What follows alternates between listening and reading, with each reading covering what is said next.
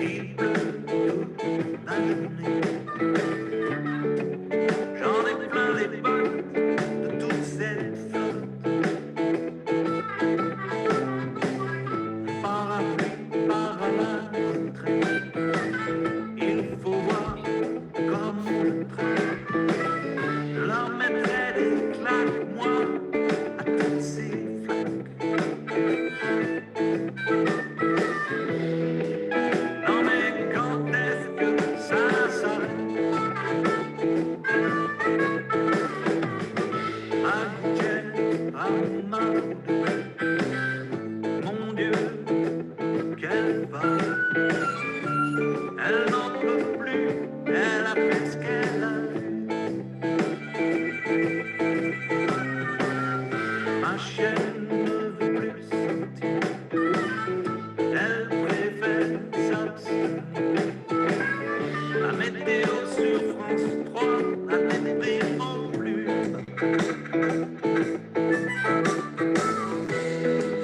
Non mais quand...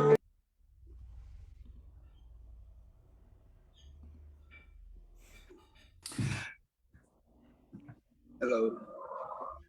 Hello, everyone. Welcome to our Immersive at Hollywood Fringe panel. We're really excited to have some awesome artists here today. So we'll go ahead and get started. My name is Kevin. I'm the programs manager for the Hollywood Fringe Festival. My pronouns are he, him, and I am a light-skinned man with a little afro on top of my head wearing a light green shirt. So welcome to our Immersive at Fringe panel. We have some awesome people here, and I want to just acknowledge and gain consent that we are live streaming and recording. So whatever you need to do to be comfortable, please take care of that. I want to first encourage everybody else to go ahead and rename yourself with your pronouns. We've started to practice this so that we can create a more inviting environment for the Fringe. So please feel free to change those. And if you don't know how, we have some instructions being dropped inside of the chat right now. So thank you for doing that and being here with us today. We'd like to take a moment to do a land acknowledgement. The Hollywood Fringe acknowledges that we are on the unceded lands of the Tongva, Quiche, Gabrielenos, and Gabrielenos lands. A land acknowledgement is a formal statement that recognizes and honors the indigenous people of the land that we currently reside on and or work on. Our statement serves as a practice as we commit to furthering our connection to the indigenous communities past, present, and emerging in the places that we reside in and live in. For more information, Fringe has used these resources that are being dropped in the chat right now for our own education. So feel free to take some time and look at those and really just educate yourself and see how we can all continue to grow. First off, let's talk about some very important dates that are coming up. The registration deadline is coming up on Friday, April 1st. So make sure you hit that deadline to be included inside of the packet, which is the text lockdown for that is April 10th. So you really want to make sure that you have all of your stuff ready to go by that time. You can register anytime after that date, but you won't be printed in the packet.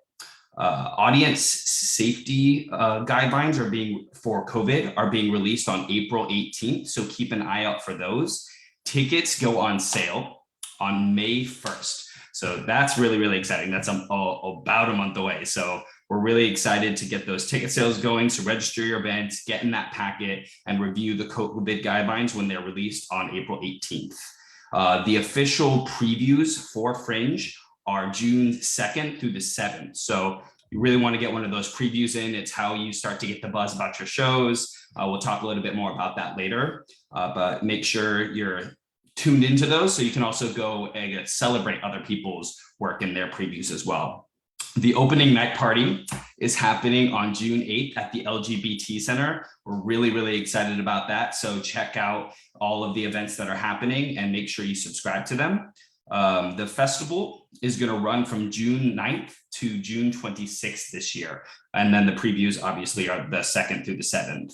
Awards and closing night event is going to be June 26th, again at the LGBT Center, and we're really excited. So we're happy to be here. And The other things that are coming up are town halls. So you want to make sure that you're coming to the town halls, because that's where there's going to be all of the information that is going to help you have the most successful and awesome experience at the Fringe. These events are hybrid and in person, so they'll be live streamed on YouTube, and all of them are recorded. So you can always go back and take a look at anything that you weren't able to attend, so you can get all of that really important information. The first one is happening on April 16th, and it's going to be prepping for Fringe. So how do you get ready to go? ASL interpretation is going to be available for this event. Workshop panels are on Zoom and Facebook Live, just like today. So you'll be able to see all of the stuff. This is where you'll hear from experienced Fringe veterans and award winners. They're also recorded, so we'll be able to see those as well. Workshops have already started. You're in one right now, and they're going to run all the way through May 8th. So just, again, go to that link that has been dropped in the blog in the chat, and then follow them and check them out and get them on your calendars. The next one is going to be how to tech your Fringe show. That's going to be the next workshop, and it's going to be led by our amazing team of volunteers who are Fringe venue tech people. So they're like the most experienced. So really encourage, come to that one. They're going to have all of the information that you need. The last one is happening on May 8th, and that's our festival expectations. So that's going to be here to set you up to know, what do you expect when you come into Fringe? What are the best practices? How are you going to get the most out of your experience? And that's going to be run by our awesome director, Lois. So really, really, really great one to come to. She's been a part of this festival for a very long time. And so she knows all of the great information. Office hours are also back. So they start this Wednesday. The first one's going to be at the Broadwater. Go ahead and check on the schedule page again, just to see when and where those events are going to be. They're really important because that's how you connect with our community and just have a really good experience. They're going to be from March 30th until June 1st. We'll meet at different bars every single time, so it's not going to be the same one. And so a lot of them are going to be outdoors this year. So that's really exciting. Join us Wednesday at the Plunge. Bring your mask and a proof of vaccination. So you have to have both of those things in order to be let into the event. We're also hosting 3 different digital office hours this year, so that we can make sure that we're able to keep everybody safe and accommodate for those who aren't yet comfortable to come in person. Those dates are going to be April 7th, April 28th, May 9th, and May 19th. My apologies. And they're going to be from 7 to 9 p.m. Now, this is awesome. The participant packet is now released. So this is your 30-page Fringe handbook. And it has tons of really great information that'll be useful for you as you go into your Fringe journey. Everything that you need to know about producing a Fringe, read it through. I promise it is going to be the most valuable thing that you have. The packet includes discounts on things like printing, media, marketing, photography, videography, anything that you might need. There's resources for you inside of there. And we'll continue to add more discounts and more resources over the next couple months, as it's a live document that's now being dropped into the chat. So you can take a look at that. Yeah, and a couple of just ground housekeeping stuff to talk about real quick. If you have any accessibility needs that aren't being met, please do not hesitate to reach out to any of the staff members, and we'll accommodate you to the best of our ability. You can just send them a chat inside of the chat right here. And you can also email support@hollywoodfringe.org if you ever needed an interpreter. Just make sure you do that 72 hours in advance so that we can make sure we can get that scheduled and give you the accessibility that you need. We'll also have an interpreter at all of our in-person events this year, so we're really excited about that. We don't have a lot of rules at Fringe, but we do take our code of conduct really seriously. So if you register, you and your project, you and everybody involved in your project are going to be held accountable for the actions as you participate within the festival.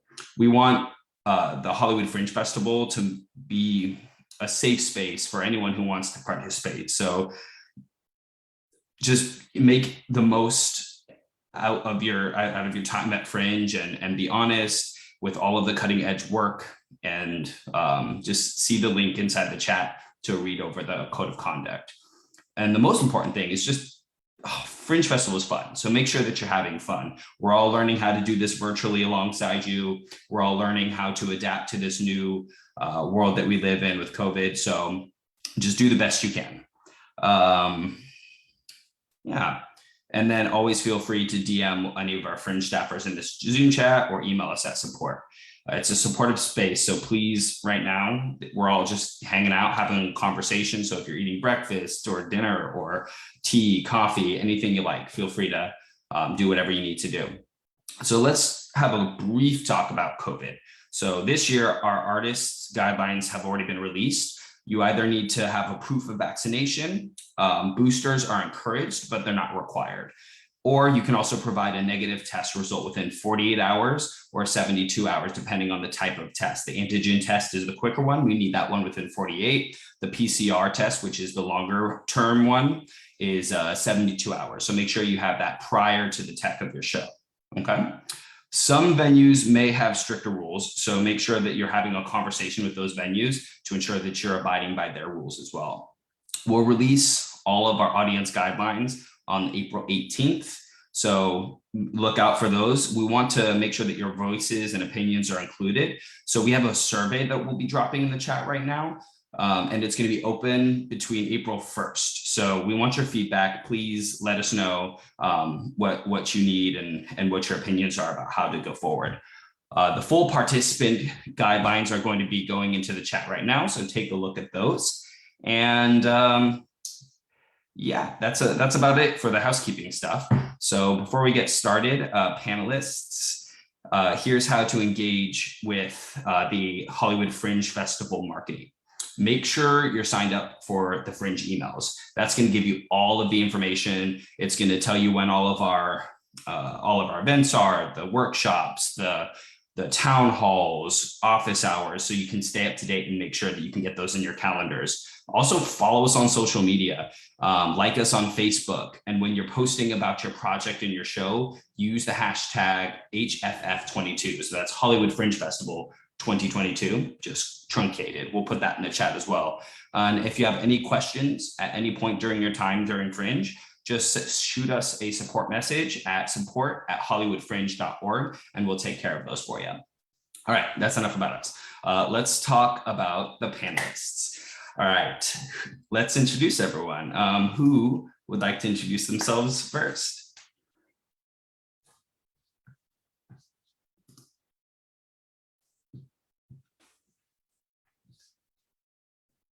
I see. I guess I will. There you go. Oh, okay. No, go Nina. Oh no, you're good, Katie. I was muted, so go ahead. I'll go next. Okay. Okay, so let me just a reminder. So I need to introduce my name, my pronouns, and physical description, correct? Yes. And then what Visual show I worked on. description. Yeah. Okay, great. So I'm Katie Foley. I go by she, her. Visual description. Some people say I have blonde hair. I also kind of think I have brown hair. I'm wearing a peasant dress and and AirPods. And then I worked on Best Night Ever, which was an immersive bachelorette experience that took place in a limo that went around Hollywood in 2019. I remember that show actually. That was pretty dope. Thank you. Yes, I'm Nina Childs. I go by she, her. I have pink braids and a very bright shirt on that matches my personality. I have self-produced 3 shows in the Fringe Festival. I think going back to 2015, my last show was in 2017. It was like an immersive sketch show called Hot Combs, Homegirls, and Homicides. And I'm very happy to be here. So cool. I'll go ahead. I'm Nick Reinwald Jones. Go by he, him. I have salt and pepper hair and beard, kind of like Ben Affleck between movies, facial hair sort of. And in 2019, I co-directed with Caitlin Schiller the sci-fi immersive show, The Pod. So happy to be here. Thea Rivera, go by she, her pronouns. Half of They Played Productions. We've done a few Fringe shows. The first one was a regular musical. We did God the Apologies Tour, where you could speak with God on stage along with God. And then we did Internal. That was wandering around Hollywood, going through a zombie apocalypse story. We aren't doing a show this year for Fringe, but we will definitely continue to be involved in Fringe. I've got brown hair, glasses, International Order of the Gorilla yellow t-shirt, and a Dungeons and Dragons background because I didn't change my background since my game. So love the Dungeons and Dragons background. I recently got into it. It's very cool. Dia, I know you. Okay, I'll go. Oh, Shall I? Oh, we're introducing the panelists right now. Oh, the panelists. Okay, Yeah. We'll have time Sorry. for Q&A at the Yeah, very yeah. end. Okay, got Feel it, free got if it. you have it. Got just it. type in the chat. Got it. Yeah. Thea, I know you are doing a show that's coming up. Do you want to just plug that real quick so people can have an opportunity to see? yeah, we've actually recently started to collaborate with other creators. So we're collaborating with Stepi Kamei and her show. It's We Should Meet in Air. And it's a phone immersive show where you get to speak with Sylvia Plath. And I'll provide details and even a Fringe discount code in the chat. But that's coming up before Fringe. It's in April. That's so cool. All right, let's dive into some awesome questions. So let's just start kind of broad. Tell us about your Fringe/theater experience in regards to immersive work. How long have you been doing it? How long have you been doing Fringe? And what has your role typically been? And as we go through, I can like pop in and be like, what were the points again? So whoever wants to jump in first, I'm excited. Well, I know that I started doing immersive theater when I started doing Fringe. It was something that was new that I had just kind of discovered. And my role in regards to the shows that I put up in the festival was everything. I wrote the shows, casted them, directed them, and produced them. Did a lot of the marketing in conjunction with my actors that were in the show.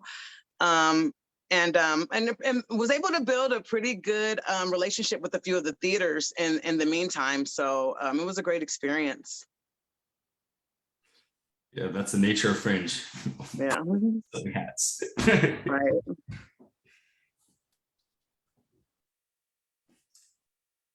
Who else I has can some? go. Yeah, Yeah. I can go. So Katie again. So I would say like my background was I started doing immersive before I even really knew what it was. I mean, we didn't really technically actually at the time there wasn't a name immersive. I was just like, I'm doing this thing.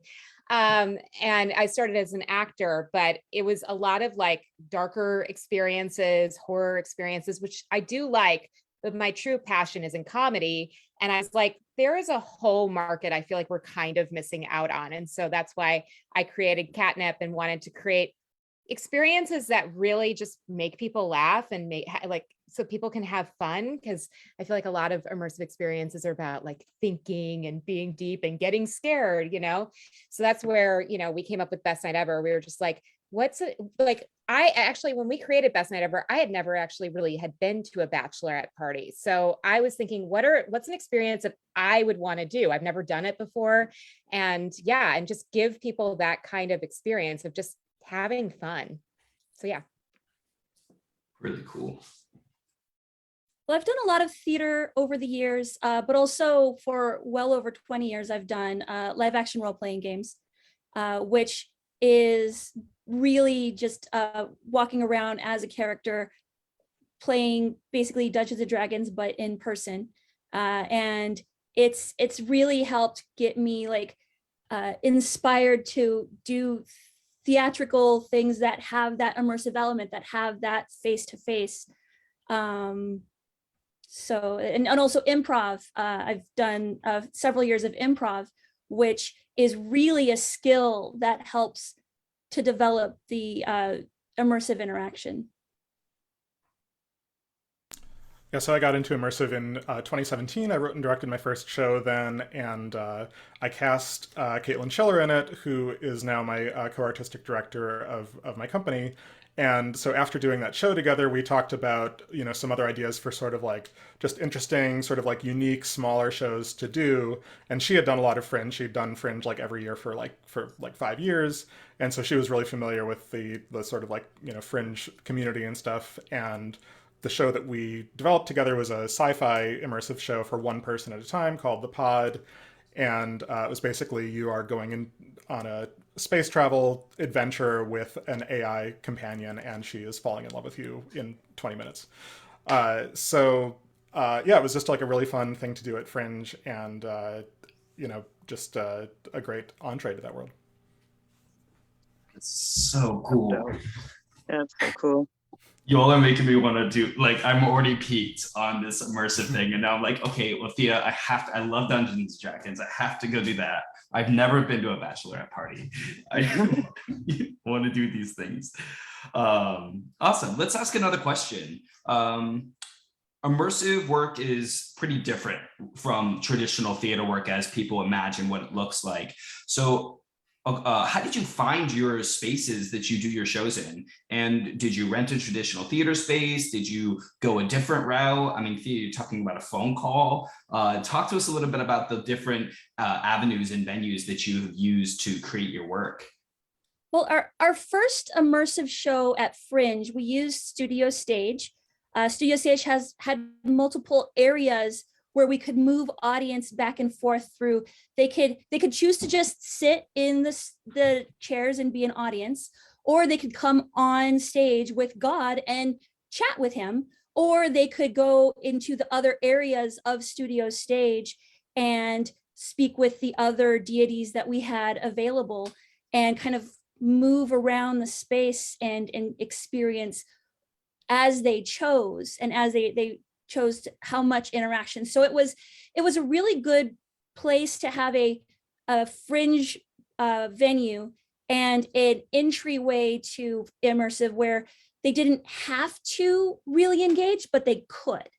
So that was the first one that we did for Fringe specifically. We've used different, Timely for our other, our Captivated. We've used an apartment. We've used our last immersive that we had at Fringe. We used Hollywood Boulevard, not Hollywood, but we used Vine Boulevard. And we had people walking and meeting up with different players as they walked up and down Hollywood at night, which was really interesting. And yeah, we learned a lot from that experience, but it was really engaging and definitely site specific and brought some really good, like the right type of creepy energy that we wanted to bring for that show. Yeah. Can I ask you a question? With your talks with God, were you guys inspired at all by the Burning Man experience of the phone booth and you talk to God?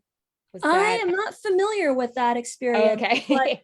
But Eric Blair, the other part of They Play Productions, played God, and he's done a lot of various learned a lot of things, various theologies, and had always wanted to do a kind of almost a stand-up type of thing, but figured that this was something where, you know, he'd use his improvisation skills and his theology knowledge, and we brought together a really great show at that. But no, I wasn't familiar with the Burning Man, but Burning Man has so many cool things. Eventually I'll get into there, and there's some really neat, it's an entire immersive experience on its own, to say the least. But yeah, so the show coming up is purely on telephone, not even Zoom. We did do a Zoom work from home immersive show that was you talk with different people who are trying to get you into their work from home schemes, and that was pretty fun. We did that at the beginning of 2020. We haven't done anything live so far, and we're still waiting a little while before we start doing live shows, but we do have the We Should Meet in Air, which is speak with Sylvia Plath over the phone, and it is a phone call. That's dope. Thea's work from home show, actually, I was in it, and it actually inspired my company to start doing remote experiences. So it was awesome. That's so dope. I know prior to getting into the immersive genre in Fringe, I was doing a lot of sketch plays. 2-act sketch plays. And so I wanted to continue my model that I've been known for in my little crowd with Fringe. And so I used a straight stage space, but the way I was able to incorporate my immersive elements, I was trying to like titillate all the senses. So like touch, smell, like it was an odorama. Like we did a sketch on stage about a yoga class and everybody's farting. And then we had like fart smells wafting up from the top. Like I actually lost a few audience members because they were like, whoa, that smell is so bad. And then we did another sketch where like, you know, Black women were getting their hair straightened. And if you've ever been around that, there's a very specific smell to it. It's almost like burnt hair. So there was a lot of like smell, taste, touch experiences, but it was on a straight stage space and done in sketch style. So it was pretty interesting. So I actually had no traditional theater background before doing immersive theater, and I still don't. So in some ways, actually doing the Fringe show was the first time that I had rented any kind of theater space. We did our the first run of the pod at Thymely, but otherwise I've been used to just doing site-specific stuff. I've done shows at my house, in my garage, in my backyard, and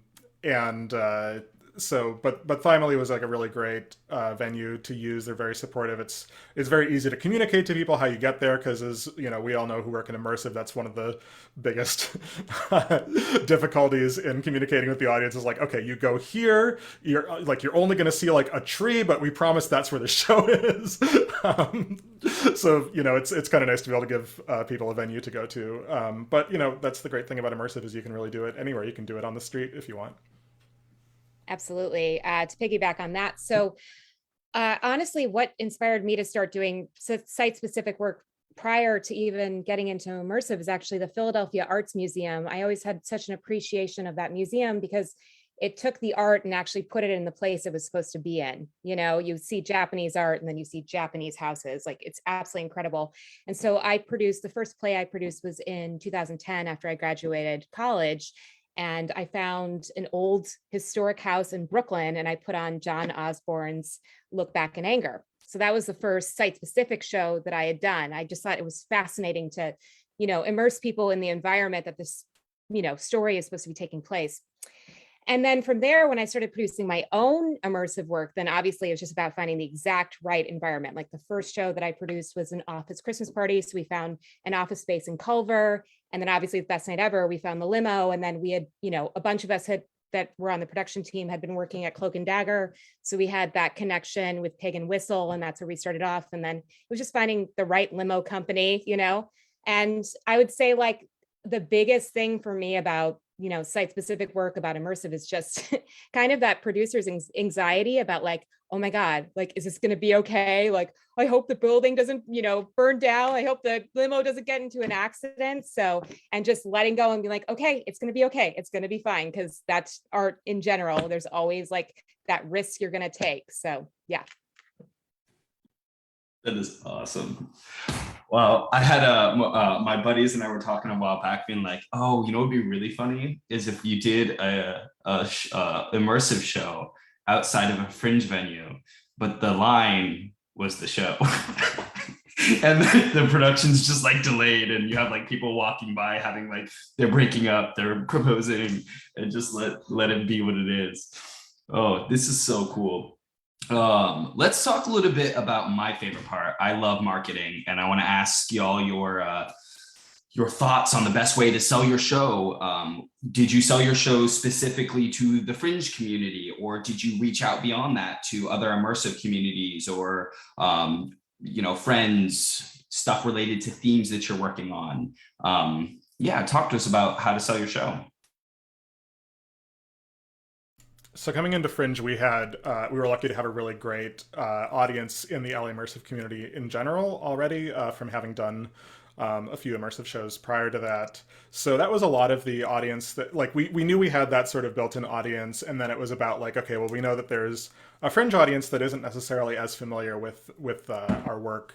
So we went to all of the you know, Fringe office hours, and just I feel like I'm terrible at marketing, so like all I really know is the sort of like face-to-face, like, let me try to, you know, sell you on this idea because I believe in it. And so we just, go up and have conversations with people and say, this is what our show is. It's like Space Mountain. It's an emotional space mountain where you'll go to space and have your heart broken in 20 minutes. I don't know. But that I feel like that was probably the most helpful kind. And then of course, you learn about other people's shows, and that's great. I think immersive is one of the best kinds of theater to be able to sort of pitch, because you can really tell people well, this is what the experience is, as opposed to this is what the narrative is, or whatever. So I think that gives you a nice little boost. I know with my cast, because I had an all-female cast, we shot a trailer at a hair salon. And it was fun. We had this whole dance routine. It was a lot of telephone stuff. And then we just did a lot of running that on social media. And I know that Fringe will allow you to I think sometimes upload things to your show's page that people can see, sometimes videos and stuff. So that helped. We went to every single office hours.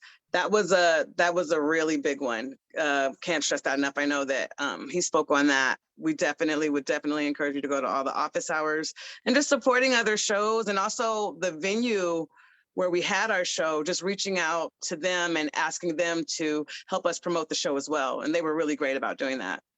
So that helped.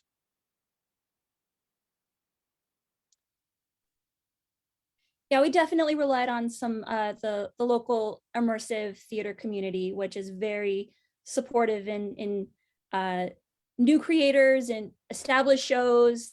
People really just want to see immersive. And also the Fringe community. There's our God the Apologies tour was kind of a come in and see a little bit of, it's a little immersive. It's a beginner immersive. If you don't want to jump right into an immersive show where there's going to be a lot expected from you, this is really the show to you. Kind of get your feet wet on that. Also, I did reach out to an extensive LARP community in Los Angeles. There's a lot of LARPers who are looking for something that is as appealing as them going out and dressing up and being their characters. It's kind of the same situation, but a show.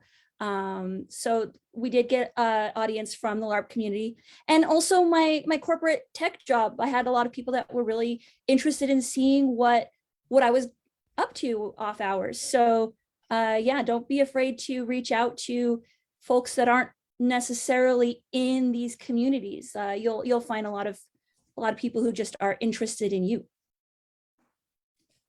Yeah, I piggyback on what everyone said. I mean, we just really heavily relied on, the our loyal immersive community.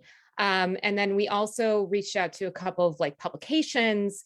We got a sponsorship from a former app called Fresh Live, which was a VR app. So they put some feelers out there. And then it was just a lot of word of mouth.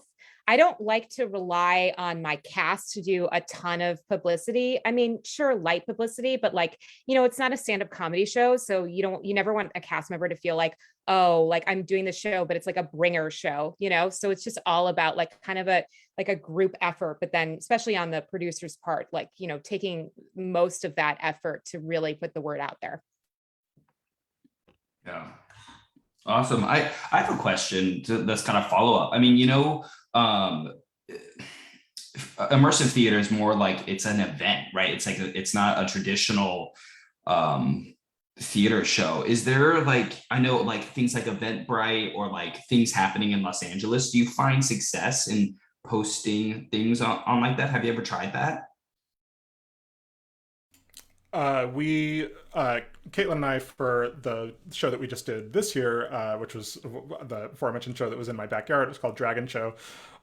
We worked with a publicist who works a lot in the immersive world, and she got us onto a lot of those kinds of lists. But we'd never really done that ourselves. But yeah, there's definitely there's a lot of aggregator sites and Facebook groups and stuff like that you can, if you dip your toe into that, there's a lot of opportunities for sure. Okay. Yeah, I mean, I think, part of marketing is a publicity, which is a publicist. Has anyone else hired a publicist before? And what was your experience, or if not, you'd no. No, I never hired a publicist, but I know that Fringe also does give you opportunities to market your show. You can buy an ad in the, I believe, in the Fringe book. And then also, you guys used to hold different events. I don't know how it is with COVID, where you could like show up and do different things to market your.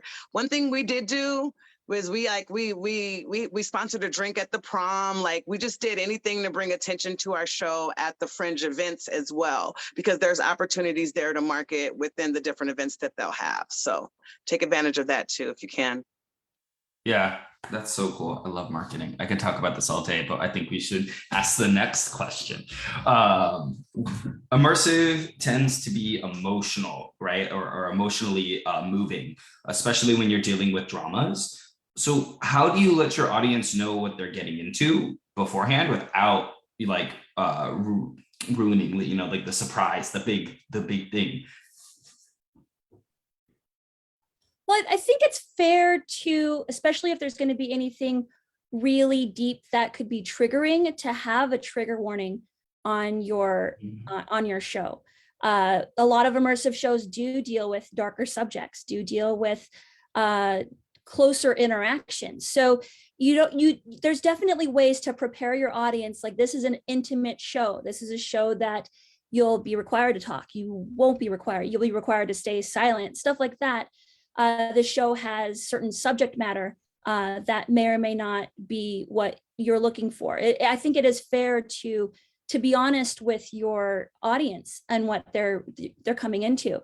They may think, you know, by the name of your show, it might be some sort of comedy or whimsical thing, and it might not be. So just being like, especially if you think you need a trigger warning, you probably need a trigger warning. Also, providing a way that your audience can bow out of an interaction, like a safe word. We've had safe words in most of our experiences, or just some way that they can indicate that they don't want the experience to continue, or they don't want the interaction to continue. I think is pretty important. I think it's really important to onboard people. I'm sure that all of my immersive people understand. Hopefully you haven't been in this situation, but as an actor, I've been in immersive situations where the audience wasn't properly onboarded. They didn't realize they're even going into something interactive, and it's extremely uncomfortable for them, because we all know there are people who don't want to interact at all, and there are people who really want to interact. And I think that it's really important to, whether it's a character sending a letter prior, like whatever your show is, about, I think it's really important to let audience know what they're getting into, what the world is, and so that they can mentally prepare themselves going in, because immersive can be a super intense experience. I also think, unless your show is like extremely mysterious and that's like what you're about, like your marketing should reflect what the world that they're going to enter in is, and that will properly prepare people. And then obviously, waivers, whatnot, but all of those steps I think are really essential in preparing people in the world that they're about to enter. Yeah, definitely. And I think a couple things to add to that. One, I think it's like, for a lot of reasons, it's super duper important to test an immersive show like pretty thoroughly with friends, with people who are familiar with immersive, because in addition to creative notes, you will get some really useful safety notes, just like, oh, this is something I wish I'd been prepared for, stuff like that, so that you can gauge that in advance, and there hopefully aren't so many surprises when you actually get into it. Another thing is, like Katie just said, it's super duper important that your actors understand what they're getting into, and that your actors understand how to take care of audience members, because they are, if you're the director of the show and you're not part of the cast, you're really relying on your actors to be like the front line of taking care of the audience. And so they should really understand as best as possible how to sort of like gauge the comfort level of audience members in the moment. Preparing them beforehand is great and really important, but it's also really important to, that they can know when to sort of like back off, when to engage more, when to try to draw someone out because they're probably having a good time, but maybe they're just a little bit shy. My partner Caitlin is, I will say probably the best in the business for that kind of thing, and I'm so grateful for that. And in the show that we did, she was the main performer, and it was a one-on-one with her for basically like 20 minutes. So it is, it was all about her really connecting with the person and being able to understand what they were giving off or not giving off and everything. So yeah, I think just, all of those things hopefully, add up to, it can be a really amazing experience. But yeah, you want people to be prepared, and you want people to be taken care of in the moment, and you want people to have, like Thea said, a way to bow out. And hopefully you can incorporate all of that into the storytelling in a way that it doesn't feel too much like it's, taking you out of it to explain it. Like our show was like it was basically like a sort of like NASA type situation. So like I gave the sort of onboarding, and I was like, the like, it was just like, raise your hand if you're feeling uncomfortable, which sort of fit into like the like space travel simulation, but also obviously the immersive show setting. So yeah, those are some helpful things, I think.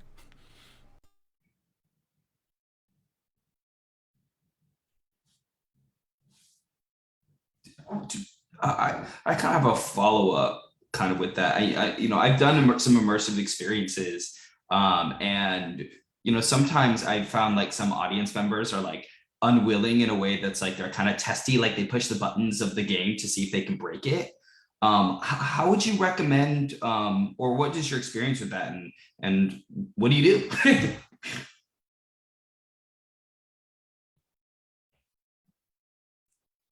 Well, we've definitely given our performers permission to drive the scene or stop the scene if somebody is truly being disruptive. We did have, when we were doing internal, and it was basically one audience member at a time, we did have some cases of an audience member being under the influence and not being a good audience member.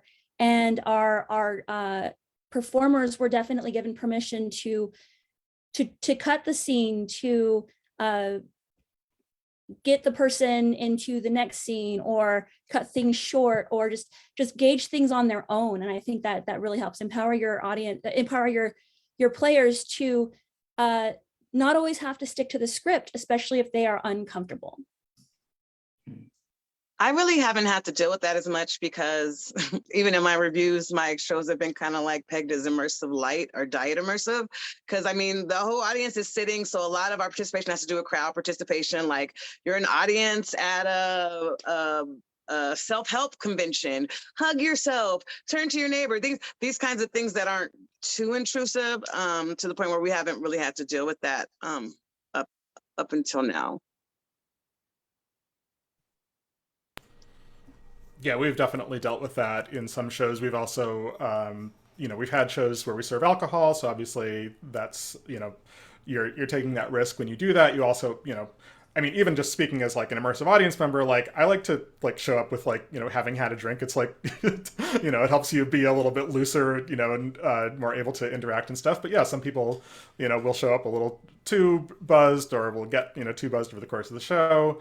Or, even putting that aside, like some people are just, either, like you said, Kevin, that we call them show breakers, like people who are just trying to like see like, hey, okay, how much can I mess this up? And yeah, those people are awful. You ideally, yes, you can stop the show, you can do different things. The goal, you definitely have more flexibility when it's a one-on-one show, because you're not hurting anyone else's experience. The tricky thing there is if it's, if you have a bunch of people in the show, you don't want one person to ruin the experience for everyone else. And you don't want to be forced to break the show yourself in order, to fix that. So that can be a really tricky situation. But yeah, giving actors as much empowerment as possible to do things, first of all, in character, and then, if necessary, out of character. But yeah, generally what we will try to do is have sort of like an in-character warning system, so that, someone can, be like, hopefully the audience member gets the point that like, okay, this is still in character, but it doesn't sound like they're just, performing at me. It sounds sort of like, I'm being cautioned here. And then another level of an out-of-character warning system, and then, kicking, being kicked out. And obviously if someone is already going to like a 10, just go straight to the kicking out. But yeah, it definitely takes a lot of experimentation and a lot of communication with the cast, and yeah, just having done it for a while. Yeah, we've been super fortunate that we have not had to deal with that. Maybe even the closest we've had to deal with that is remote experiences, but you can just easily mute people. So that's fine. Or kick them out of the meeting, which we've never had to do, but there's always that option. But like Nick said, it really is just about having a very thorough talk with the actors prior to the show and coming up with a game plan where you try to warn people in character so that you're still in the world. But if at the end of the day that doesn't work, like Thea says, you stop the show. The performers' safety and well-being and the other audience members' safety and well-being at the end of the day is the most important. Yeah, just to add to that, we always tell our because I know actors can be worried, like they don't want to ruin the show, even if they're really feeling uncomfortable. So we always tell our actors, like, we want the audience to have a good time, but it's more important that you guys have a good time. So if your experience is being impacted, that's the most important thing. I love that. I think, there's application from that to be driven over to other areas of theater and entertainment, because I think safety is so important and it's a big conversation. And it sounds like immersive theater has kind of had the pulse on that due to the nature of the art. So it's really cool. Thank you for those answers. This kind of segues into our next question, which is liability waivers. Do your audience have one? How would one even get started in doing that? And I mean, even do your team members, your players, do they need them as well? There's definitely templates out there for liability waivers. We've used them in, I think, most of our immersive shows, maybe not Grant the Apologies Tour, but possibly even that one. I can't, it was a while back. But most of our immersive shows, we have had liability waivers, especially site specific, especially if part of the show is like we were on Vine and things can happen when you're out and about. Liability waivers is important. Also, make sure, we've had workers' comp for our players who are out in the environment. Make sure that you're covered, making sure you have the right things in place in case there is an issue or something unforeseen happens. But yeah, we've definitely done liability waivers. The waivers also contain part of that onboarding, contain part of that, this is what you're getting into. This is possibly a trigger warning. This is how you can bow out. You can have that in your waiver. Love the looping back to all of the previous verse. Yeah. To piggyback on that, I'm the daughter of 2 lawyers. I think you need to have everything in writing. And just like I said, with the, doing a show in a limo, like as a producer, I get anxiety about, oh my God, worst case scenario, what's going to happen? I think you need to just put everything in writing, especially with live shows. So that's always handed out to the audience members before they even enter the experience. And then, depending on the show, sometimes I do NDAs too, not for audience members, but for cast. Like we did a show that was like a Love is Blind spoof, not that you can really spoof it, it's kind of a spoof of itself, but the cast was that it was on Zoom and it was called Blind Love, and the cast had to turn their cameras off and just talk to other daters, which were the audience members, and we wanted to keep the cast completely secret. We didn't want the audience members to know what they looked like at all, so we had to make sure that the cast signed an NDA prior, again, to just not spoil anything. Yeah, I've heard mixed things about sort of like how actually like legally useful waivers are. I definitely don't think you should rely exclusively on them, but they can be great for, at the very least, communicating what people are getting into and understanding. Insurance is really important, and and safety in general is really important. Yeah, and for those of you out there who are thinking about doing immersive experiences that aren't as intense or site specific, if you're going to just be on a stage, like a lot of the shows I've done, I've always just kind of like put what to expect in the show's description on the Fringe page. And then I also am a big fan of the like typed out poster board in the front, like you're entering an immersive zone. You may smell some stuff, you may feel some stuff, and if you're okay with that, you're coming in, and that can kind of cover you sometimes too. That's very cool. Yeah, it's always a risk assessment. If it's something that's really major or really intense, maybe have all of that in writing. If the if the interaction is not quite so much, then you don't really need quite as much. It's a risk assessment. It's a legal decision. It's definitely something to consider. Yeah. But it's a gamble. It's a gamble either way. Yeah. Yeah. Every time. Ooh. Man, every time you guys like say a little snippet of things that y'all have done before, I'm like, we just need you four to have your own little festival where you do every show you've ever done back to back to back, and then we're all just going to show up and be immersed. Love this. How do you ensure that your spaces are physically accessible, ADA compliant, for site-specific immersive movement pieces? And how can you make those expectations and processes clear for your audiences?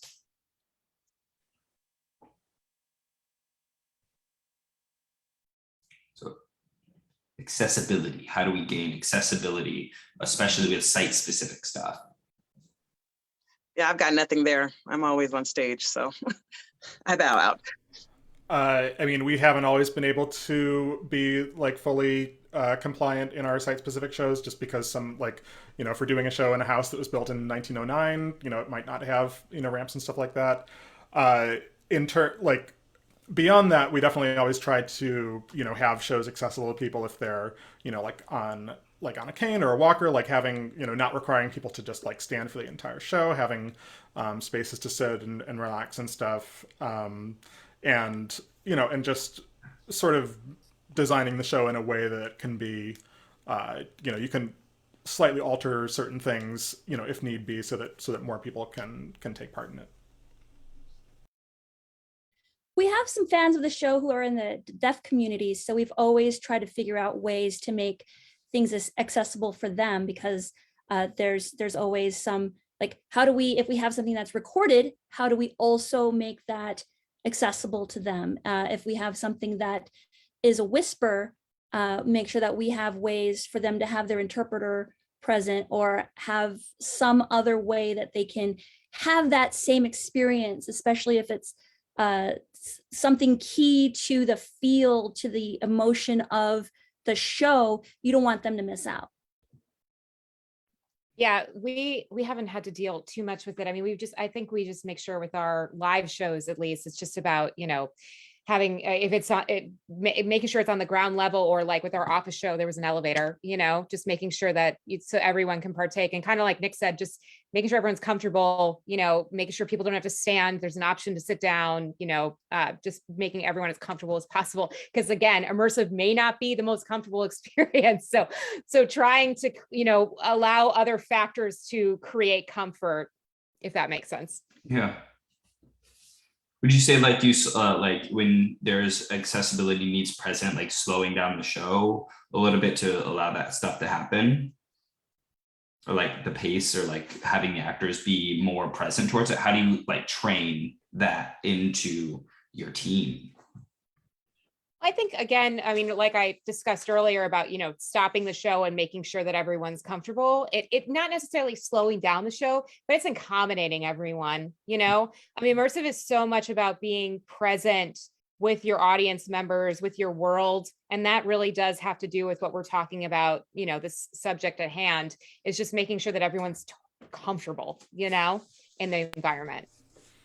Yeah, and I mean, sometimes it can be tricky with shows that, if you're sort of like trying to hit a specific timing, because you might have tested it a certain way, and like it might have taken this long for, this group of people to move through it and move from scene to scene and stuff like that. And then you get this other group of people, and they might not go through it as quickly.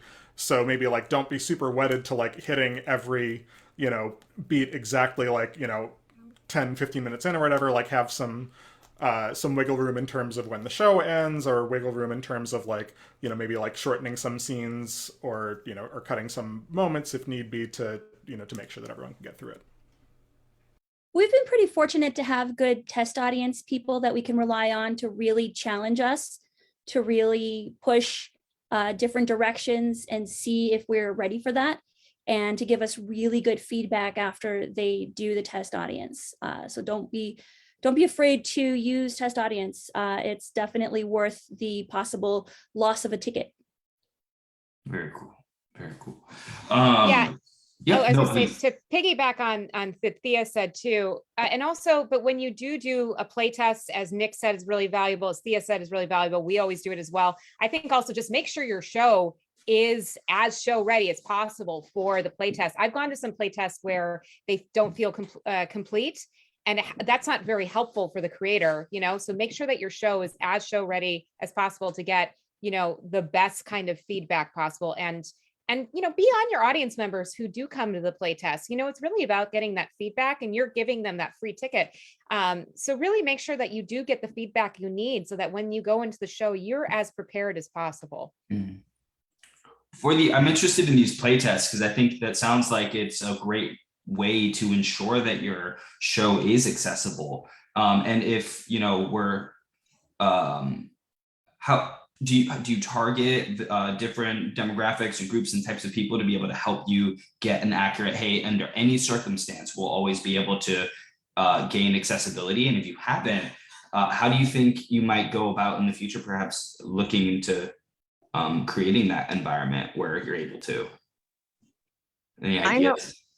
I know one thing I did with my last show was I went to a college theater class, and I got the professor to get some of his students on board, just with coming out and then having like a discussion afterwards of what they felt like worked, what they felt like didn't work, what they thought was cool, any kind of areas. Because I mean, it's students, they think that's what they do for a living. So I've always had, you know, good luck with having students come out. Yeah, I think having like a mixture, like definitely having some like, you know, newbies in the test audience is great. And then having some people who, you know, are the creators or people who are like really steeped in immersive. So can be like, well, like this show that I went to 6 years ago did this way. And so I can tell you that based on my experience. Like having, like being able to really draw from deep wells of experience is always great in those situations. Yeah, to piggyback on what Nick said, and this talk has actually inspired me to, you know, make sure that my audiences do have like all different levels of accessibility going further when I do go back to live shows. But I do think it's really, really important to have people in your test audience that are in the industry, that have done immersive before, and then real people, like normal people who have never been to an immersive show before, so that you have that spectrum of different experiences, so you get those different points of view. Because the goal for me at the end of the day, yes, of course, I want someone who's experienced in immersive to have a great time, but I really want someone who's never seen an immersive show to have a great time and maybe inspire them to do more experiences like this. So I think it's really important to have that entire spectrum come to your playtest and get that kind of feedback.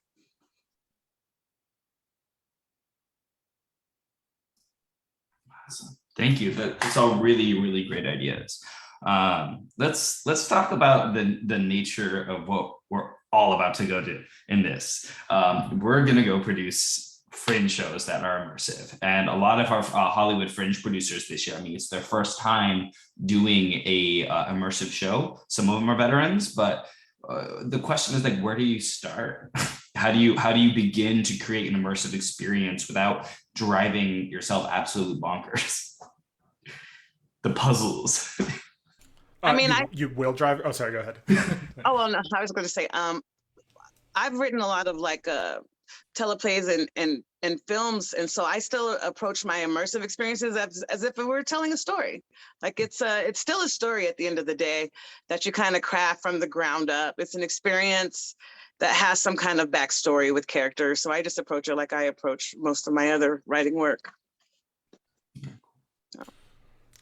I was going to say, you will drive yourself absolutely bonkers, so just like accept that to begin with.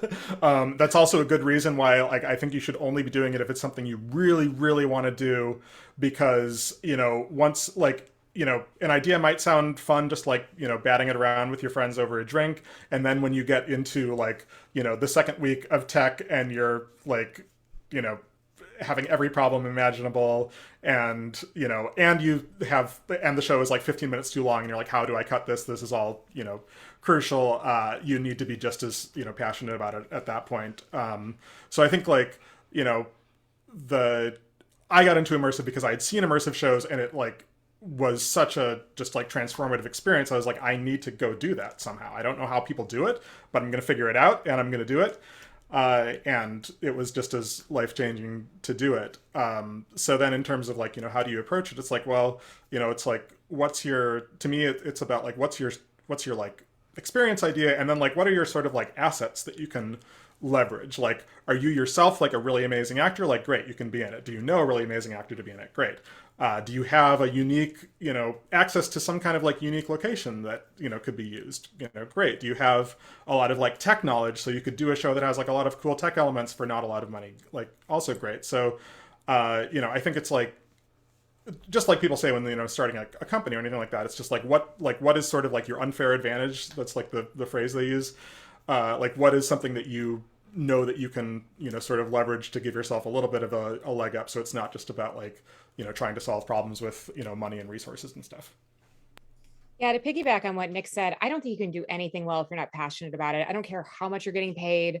So it's really about creating experiences that excite you. As I said earlier, like I had never been to a proper bachelorette party. That's why that experience really, really excited me. We also created a Western called Whiskey Business, which was a remote experience. It was a whiskey tasting experience. And I had always wanted to work on a Western. So, we did that during COVID.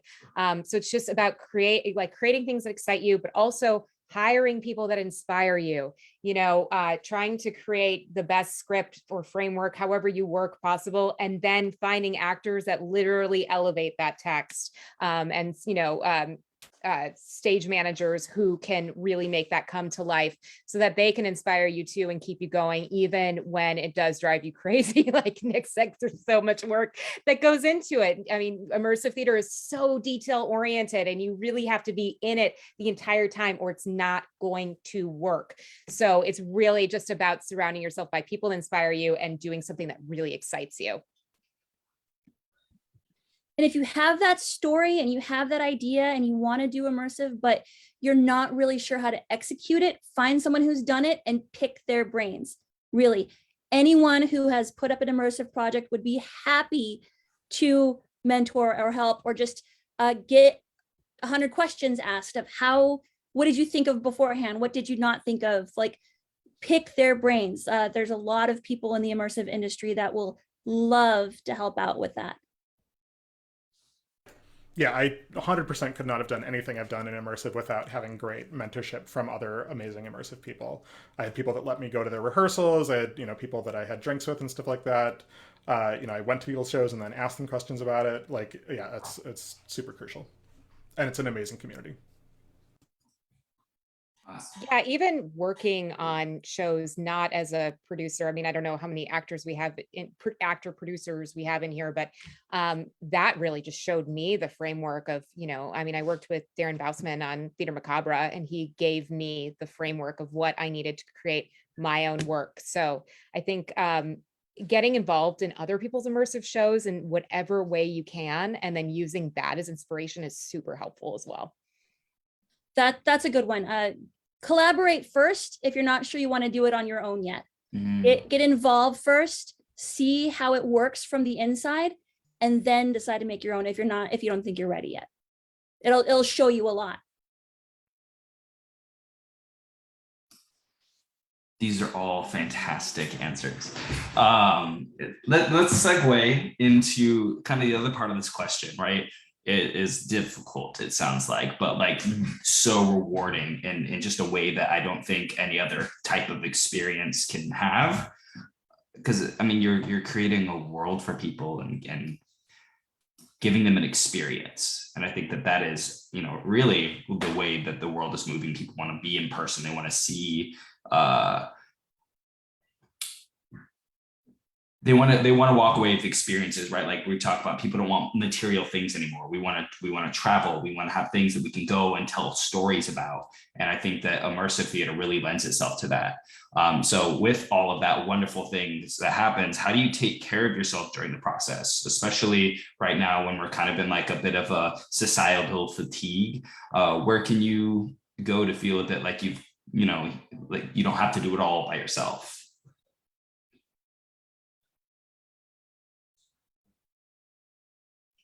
I would say honestly, because I have an affinity for trying to do it all by myself, because I just am kind of a control freak that way. I just want things executed in a certain way possible.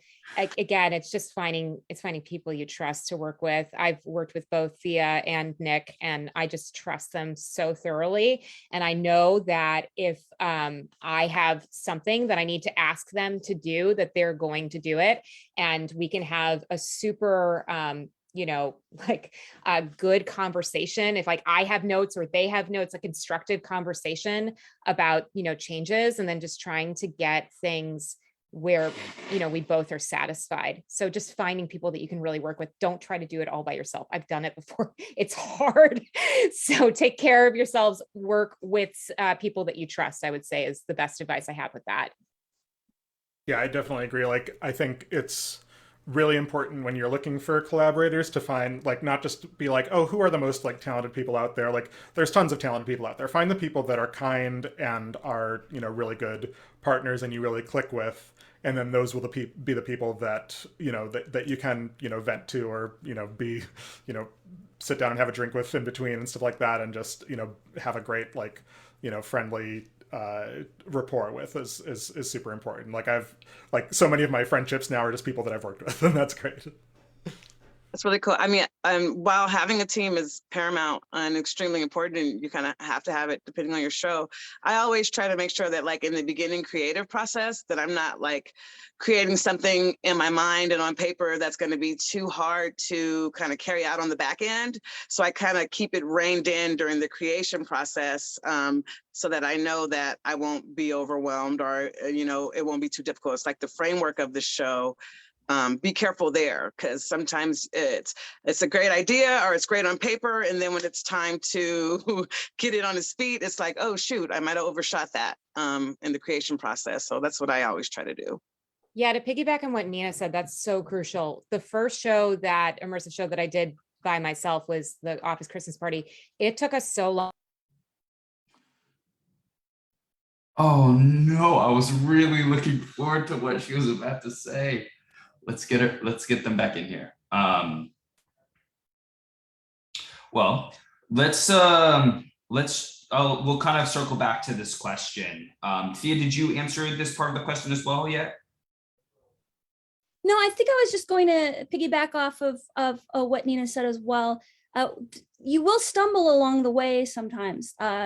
We ran into issues where we did have a production that was expensive, had a big build out, had a lot of expectations, and you want to make sure that you're checking in with your team and that they still have the confidence that you have, and that everybody's kind of level set on whether things are working correctly, whether things are going in the right direction. So checking in with your production partners and checking in with your cast is very, very critical throughout the process, making sure everybody's still okay with what they're doing, okay with how the production's going, and if there's any concerns, that those are voiced and addressed. Yeah, I do like one thing that I think it was Nick, you had discussed the community, having people to just like go and unwind with. And I think the Fringe is just such a great place to do that, because there are so many passionate artists it is in itself, it's the most stressful thing I've ever done in my entire life.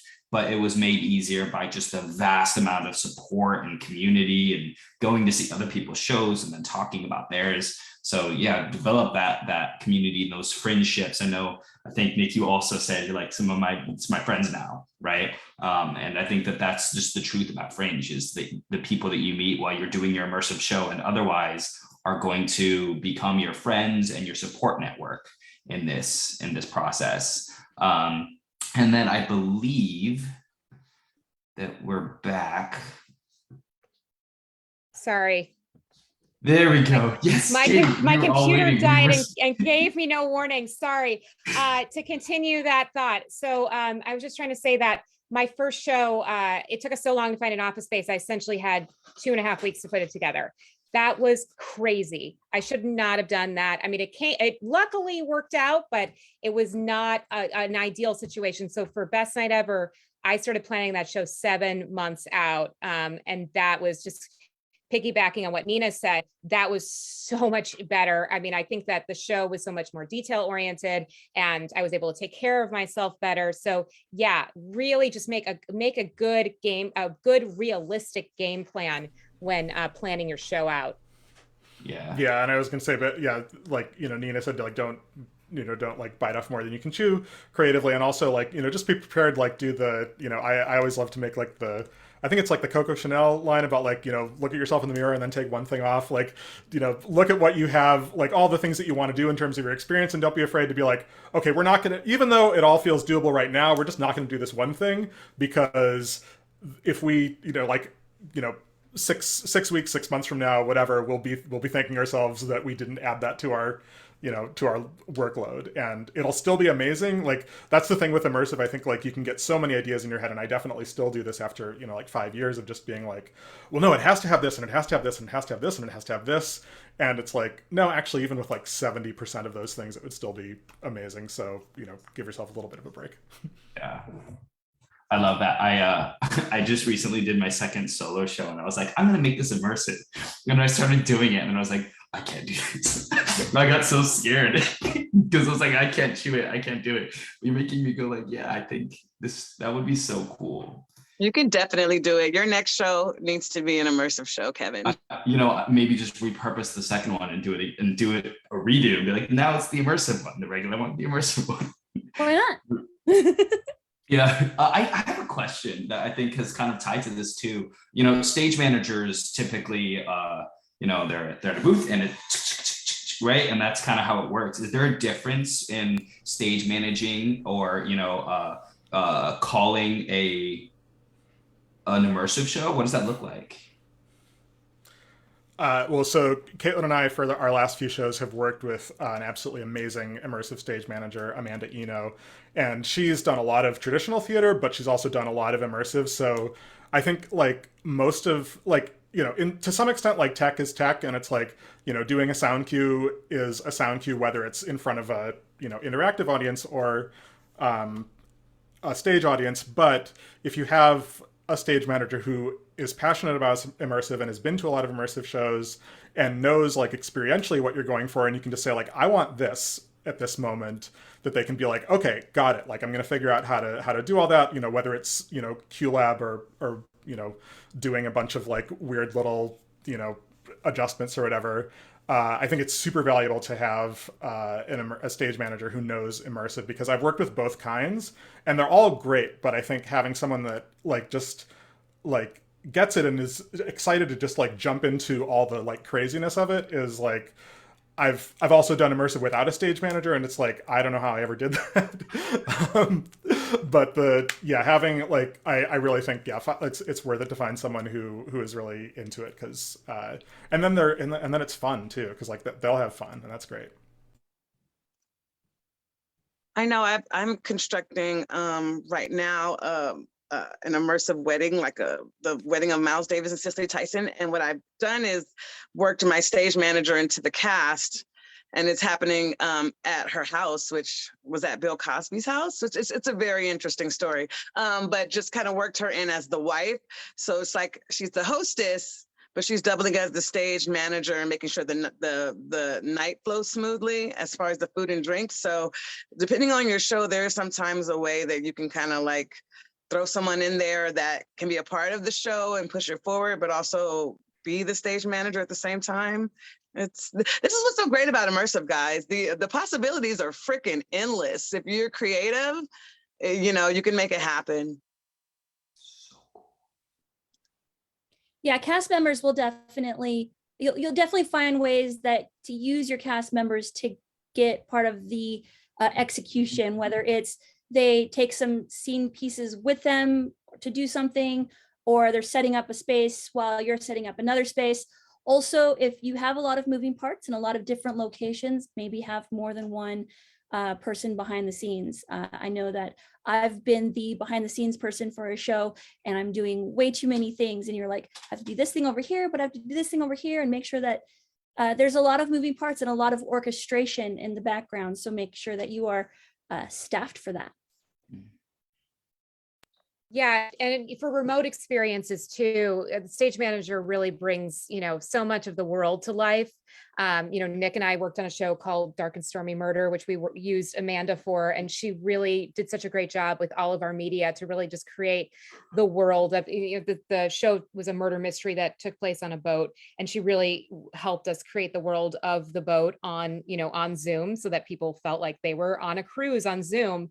And I also produced a show called The Sleepover, which was a 90s show. And that too was just like, our stage manager, Ren, just did a really great job of, using the 90s media to really immerse people back into that time period and make people feel like they were on their 90s computer, in that show, that totally immerse them. So having a stage manager, I think, is extremely crucial, and just finding someone you trust is super crucial. Yeah, and I think going off of what Katie was just saying, I think that's like also a difference that I've seen between like stage managers who are like more in just the traditional theater world and stage managers who are more in the immersive world. Is like, it seems like, and granted, like I don't have a ton of experience with them, so like, please take this with a grain of salt to some extent, but it seems like traditional stage managers are generally like not as interested in the creative side of stuff. They're like, hey, you do the creative side, that's great. I am just going to focus on this, and you tell me what to do. Whereas immersive stage managers are more like excited about getting into the creative aspect and boosting it and having ideas and stuff like that. And that's also really great. That's cool. Katie, I did not know that you produced The Sleepover. That was awesome. Yeah, small hand in it. Very cool. I think we have a couple more minutes before we'll jump into a Q&A, and I'd be behooved if we didn't ask this adjacent question. What kind of like tech have you like, what's your favorite tech elements that you've done? What's your go-to tricks and things to really build your audience into immersion? For me, because a lot of for the 18th time, a lot of the stuff's happening on stage. I found that projectors are great for me. I've been able to do roller coaster rides on the projector with the audience while they're in their seat. And so the projector has been a really, really go-to thing for mine as far as technology. We've also used projection in our shows really well. We had a projection going up to the room that we were leading people into. And so the projection was telling the story, and then they walked into the story that they just saw in the projection. So we've used it at least one other time. So projection is definitely a good way to kind of transition from one part of the story to the other. Also for internal, most of the show, all of the scripted part of the show was through an MP3 player that they were listening to as they walked between the different players that they encountered while they were walking up and down Vine Boulevard in the middle of the night. If anything happened with the MP3 player, then it could make them go the wrong direction, or so there were definitely some things that was a very crucial part of the technology that needed to work. I love tech. It's one of my very favorite things about immersive. Probably my favorite thing about it in the context of immersive is that the ways that you can use it to really make an experience magical, in the sense of people really touching and interacting with stuff. The first show that I did was called Safe House 77. It took place in 1977. It was a LA house party / spy thriller. And I was an incredible fanatic about everything in that, that you would not see or touch or look at anything that was not period appropriate. But, we had to make some things, function in a way that, for the show. So we had music playing the whole show that served a lot of functions. It helped get people into the the mood and the period, obviously, but also it basically was the stage manager, because the actors knew when this song starts, okay, now you're going to do this scene, and when this song starts, you're going to go do this. When this song starts, you're going to pull this person into this room and stuff like that. And obviously the audience had no idea, but the actors had all the cues memorized, so they knew. But on top of that, I was it has to appear that it's actually coming over the radio. So we got FM transmitters and did a little broadcast from my Spotify onto a actual radio that we could actually tune in. and I was proud of that. For the next one that took place in '82, it was like, it wasn't even essential to the show, but I was like, I want MTV playing in a room, and I'm gonna figure out how to do that. So like I went on YouTube, I found like an hour-long clip of an MTV broadcast from 1982, put that onto an iPhone, plugged the iPhone through a bunch of adapters into like a 1982 like little tube TV, so that you could like go in there and it was like, hey, there's MTV playing on this TV. And like the goal just being that like they don't know how it's working, you're hiding all the tech, no one can see it, no one knows that like there is tech, and it just looks like magic. That's what I love. Nick, I remember that show, Safe House 77. I remember Yeah. that show. Yeah, That was totally. dope. Yeah, I was gonna. I know you know. I didn't know that was you. Yeah, that was my first thing, and I know you know Naya. She was the producer of that, and like that was like she started like kind of like needling me about like the period of obsession. She was like, the one thing that I've learned from this show is get rid of that Coke can. It's not period. It's like people would be like drinking sodas before the show, and it's like, nope, you gotta clear all those out. That's not. Yeah. Yeah. Okay.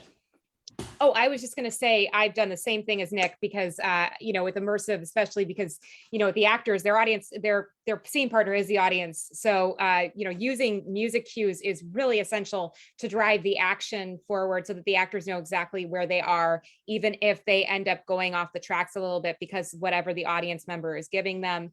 And then also for Best Night Ever, we use our phones a lot. We had a character who was, a mother who, she was older. It was harder for her to be at a late show. So we had her as a FaceTime character where she would be coming in, FaceTiming with the, the different characters. We would have like text chain going with various characters and we'd pass the phone off to the audience so that they could interact with that. And then we made sure that we had media on our phone, like videos and stuff that we would reference in the show. So that, and pass the phone around again so that audience members could see that. So that was, something that a tool that we use as far as tech goes.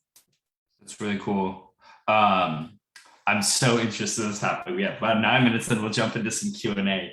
I love tech like you, Nick. Tech is my baby. Production though, like we're talking a lot about projectors and, acquiring phones, vintage Coca-Cola bottles. And so my next question is like, how do you budget for these things? How do you prioritize the different items that you need and get creative with the way that you do it? I mean, that's another one of those things that goes back to like when you sit down to create it, just kind of think about what's in your scope of reality that you can actually get. I imagine it would be a nightmare trying to get Coke cans from the 70s, are probably expensive at the very least. So for me, it always goes back to the framework, just making sure that I do a lot of research before I start to build, to make sure that I'm not, writing a check that my ass can't cash, literally. Yeah, taking a good look at your budget and what you need to have and what you could possibly do without. When we basically invited the audience to a pizza party. So obviously the location was required, the pizza was required, some of the other things maybe we could do without, but there's definitely those elements that if it's a key part of your story, you need to have it there. Also, don't be afraid. Immersive has a lot more moving parts and a lot of things and some like consumables like pizza and drinks and whatever. If your immersive's a little more expensive, that is okay. You have to cover your costs and also have it make sense to do a show like this. So immersive may have a little bit of a higher, you're giving people a higher, a more involved experience. It's going to have a little bit more of a price tag on it. So don't be afraid of putting that into your ticket price. Yeah, Nick has been so masterful about, period pieces in person. I have not gone there yet because I just have not had the budget for my shows. So I would encourage you guys, if you are really looking to do a period piece and you feel like you fully cannot execute it, that every inch can't be period, because there are some audience members, again, who'll try to break the world. They will find that stuff that's not in the world of the piece. I would highly encourage you guys to do remote experiences because it's so much easier to execute different worlds on a more shoestring budget doing it remotely, with virtual backgrounds, with costuming. You can order these things, but you don't have to worry about covering the entire landscape of the show. So that's what I would say as far as, things that you can do. Yeah. And what a great way to raise money to do the future thing. Right.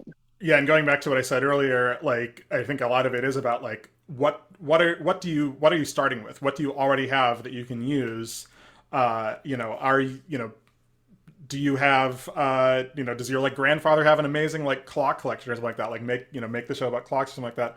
A lot of what I've done in the past is, as opposed to like saying I want these props and I'm gonna go out and find them, is like, okay, I'm going to go to a bunch of, like I did this for Safe House 77. I went to estate sales for like several months and just bought all of the cheap stuff that I could that looked cool, and was like, okay, now here's the stuff. Now we're going to build the show around this basically. And then there were a few things that was like, okay, we really need this. So I'm going to go on eBay and get this. It's a little more expensive, but we need it. And then with all that, then blend in some things that like maybe aren't period, but like look like they could pass for period. And like Katie said, there's a lot of ways to do it if you don't necessarily have the budget. You can also just make it smaller.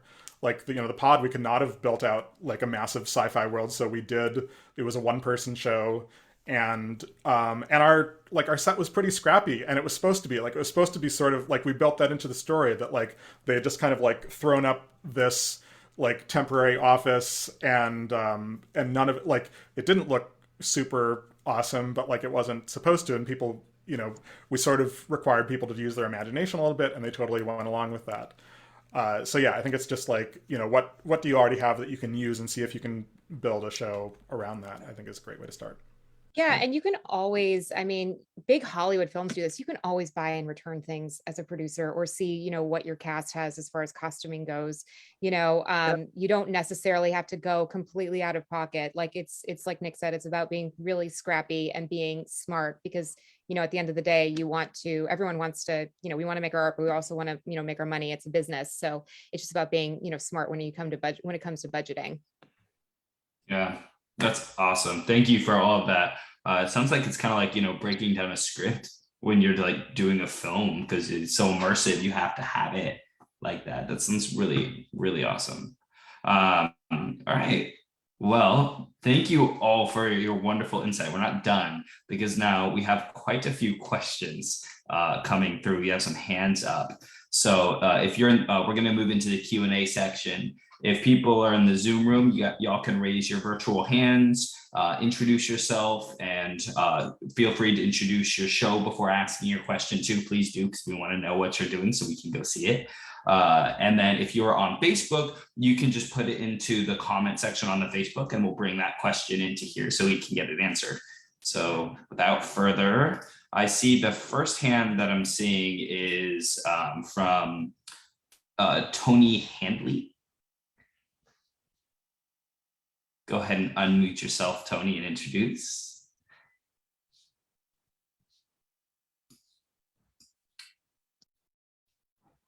Yes, Awesome. Can you hear me? Yeah, I can hear you now. Okay, great. Thank you. Yeah, hi guys. Thank you so very much for your time here. I just wonder, I have a wonderful one-man show that I would love to do. Do those work with, are people doing one-man shows? You mean as an immersive show? Yes. The God the Apologies tour was primarily around, you're coming here to talk to God. God was and we had other elements to it, but there's definitely a way to have an interaction that is a one-man show. If you think about it more like a stand-up comedy is an immersive one-man show, if they're engaging with the audience in any way or incorporating that into their show. Yeah, there's none of that. It's basically 15 minutes of a one-man show, and that's basically about it. No audience participation whatsoever. Do those work? That's the great thing about immersive, right? You just, all you need is to be very creative. I mean, there's a way to make that work. Like in my show, sometimes I'm a John Waters fan. You can do an odorama, like, maybe he's talking about something and a smell wafts in, or, maybe you can put things under the seat that the audience will have to go under and grab. That might be something that you could try to incorporate with what you're doing. You just kind of have to, if you want to make it immersive. Yeah, I don't want any audience participation whatsoever, because it's a thriller, drama, comedy, But is it immersive then? Well, that's what I'm No asking. audience participation. None, zero. Other than they're going to laugh their ass off, and I know that because people have before, and so I feel very comfortable doing it. I just don't know if I'm at the right party,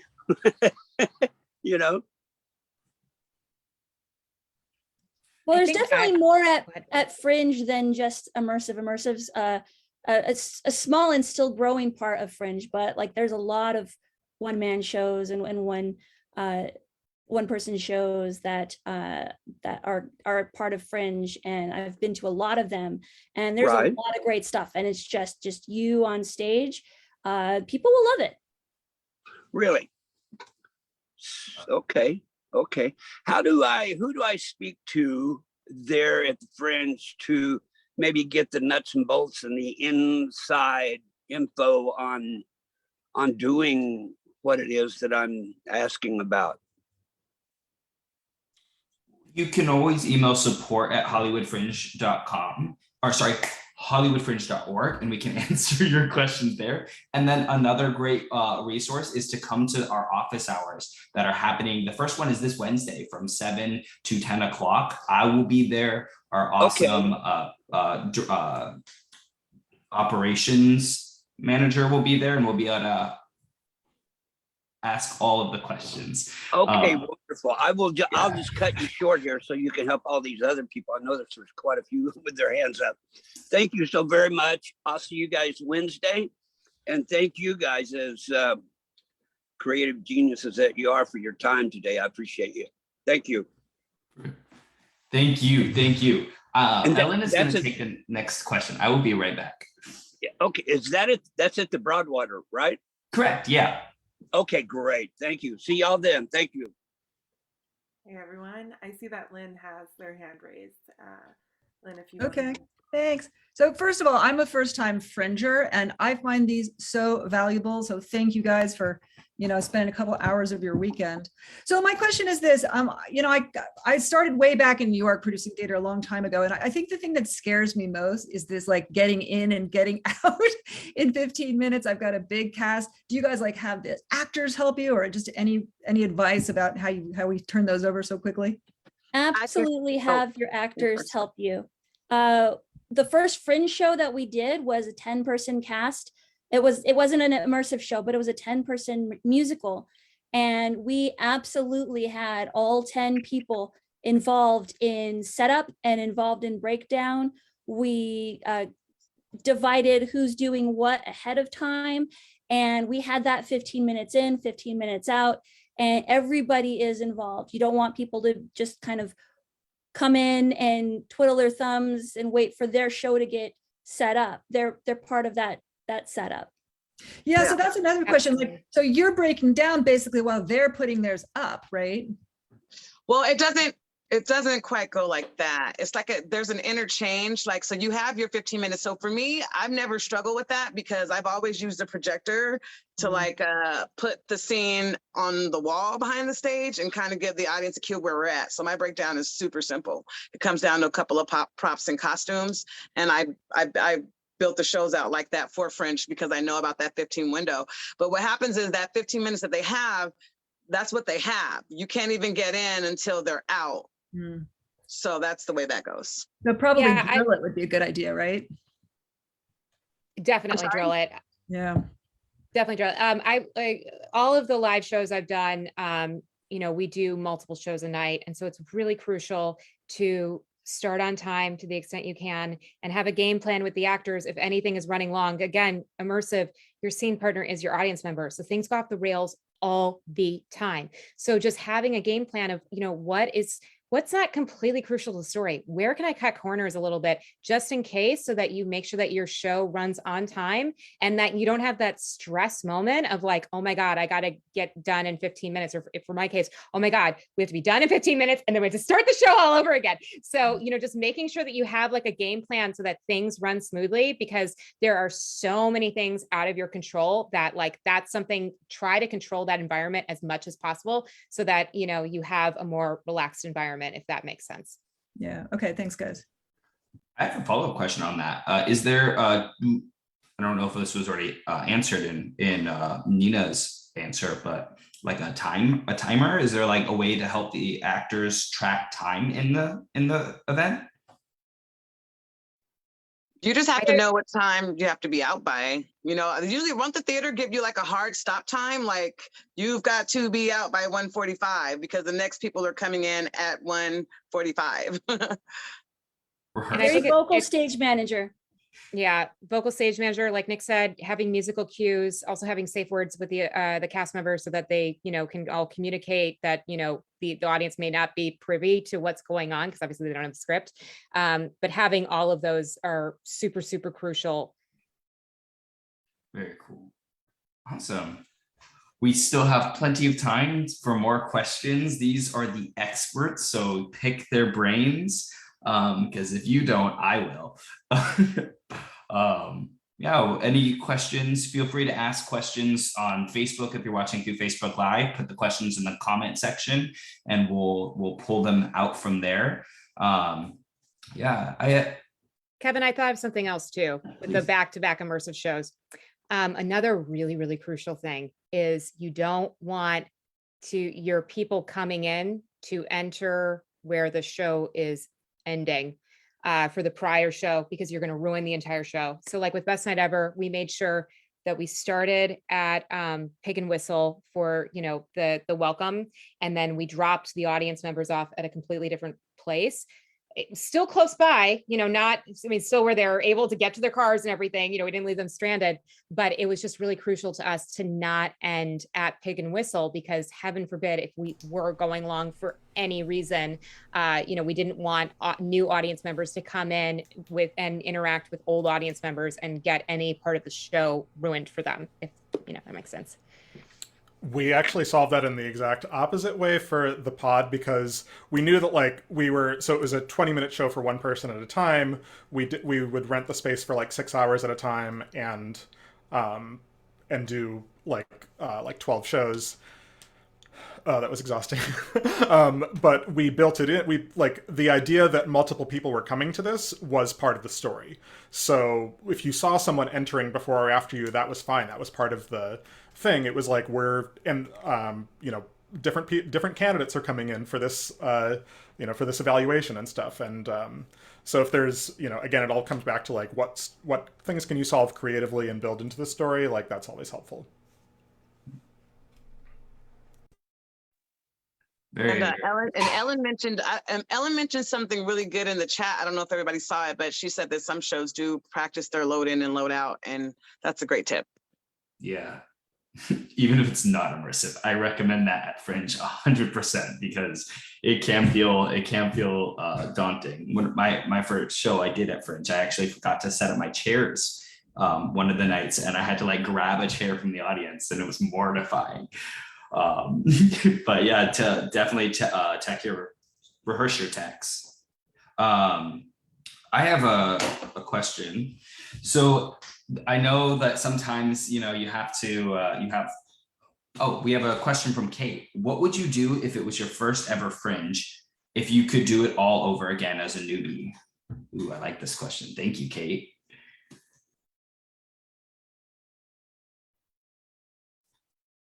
I'd say go ahead, Thea. For our first Fringe, we did a musical, and our initial concept, we were going to have a live band, and we were really stuck on that idea for a long time and spent a lot of energy and a lot of time trying to get that together. And for Fringe, it wasn't going, like, it was one of the things that we didn't need. So I think if going into doing a musical, for the first time in Fringe, know the things that you can that aren't required. We were able to use recorded songs, and it was fine. Having the live band was the big idea, but it was not what we needed and not what we could do, especially with a 15-minute load in and load out. You don't load in and load out a band easily in 15 minutes. Right. Wait. Was your show at the Actors Company, Thea? No, it was at Studio Stage. Okay. It was the Nothing Bad Werewolf Rock musical. Okay. Yeah, because I had the displeasure of having my show come after a musical that did have a live band, and it was an absolute nightmare. Like, those guys were tearing up their instruments trying to get out of there. I was like, oh my God. One of my actors got hit with the mic because somebody wasn't looking and a pole swung around. So definitely, guys, think about your other theater people who are in this festival with you. We all want to dream big, but, you know, keep it scalable. I mean, this question, I don't regret anything, because I just keep everything so simple so that it's smooth and I'm not stressed out. So I've had really great experiences with Fringe, actually. I'd say, just going back to what we were talking about earlier with, creating immersive work, just make sure that you're really passionate on whatever you're working on. Fringe is an undertaking, as it should be, if you're, creating a great Fringe experience. So make sure that whatever you're working on is something that really, really excites you, because it is going to be a grind. Yeah, I mean, it was my first Fringe show, but I was really lucky to be partnered with Caitlin Schiller, who had done a bunch of Fringe shows before that. So she really knew all about the world, and also she'd done a lot of traditional plays, so she knew more about renting a space and loading in and out and everything. So yeah, if you can work with anyone who has more experience, I would definitely recommend. Yeah. Is there any times of day that are good for immersive shows to select?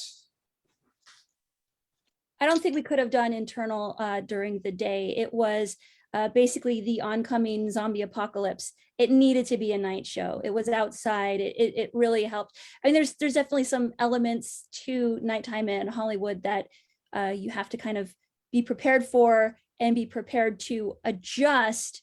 But it was definitely a nighttime show to get the right feel. Yeah, piggybacking on what Thea said, it's just about what is your story? Does your story take place during the day? Is it at night? Just creating the exact environment that your story takes place. Best Night Ever took place at night. Our sequel is going to take place during the day. Oh, we have a sequel coming up sometime in the future. But it's just about where the story should take place. Yeah, and I will say so our show, because it was like, it didn't really have a specific time of day, so we did have some flexibility there, and also we were doing like 12 shows back to back, so we couldn't have just started at night. That wouldn't have worked. But knowing that most people's Fringe shows are at night, it's nice to give people some options of other times that aren't competing with other shows, so if you can get more people to come to yours that maybe wouldn't be able to if it was at night.